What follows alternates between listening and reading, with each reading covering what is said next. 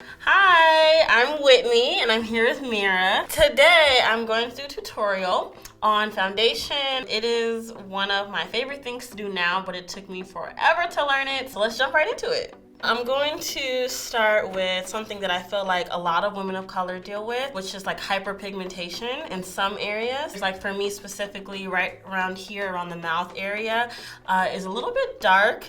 I promise it's not a beard, not today. To counteract this hyperpigmentation issue, my absolute favorite palette to use is actually the Anastasia Beverly Hills. It's the Contour Cream Kit palette in medium. As you can see, it's well loved. You can actually use some of the colors from this palette as a creamy foundation. It works kind of similar to like a mousse foundation.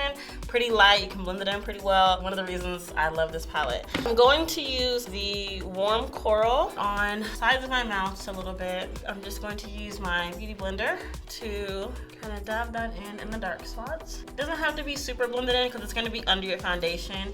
Plus the idea is to kind of just cover up those spots. So you don't want it to like disappear into your beauty blender. You want it to kind of be like a small layer on your face. I'm gonna jump right into my foundation. So the one I've been using is fairly new.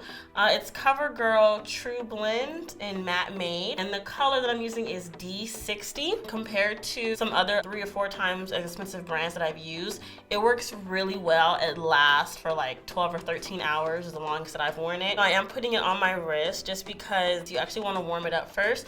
It actually seeps into your skin a lot better. So I'm just going to dab it all over, kind of just like the polka dots on my top. I'm going in a circular motion. It's kind of like a blotting motion with like rubbing at the same time. I know it's like doing this, you know, but it's easy once you get the hang of it. So I'm just kind of gonna finish blending it in on my neck. The issue with my neck was something that it took me quite a while to learn.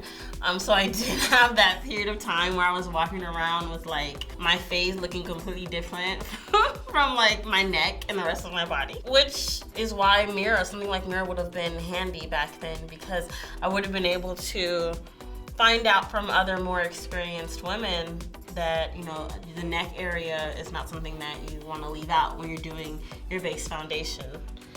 And we are done.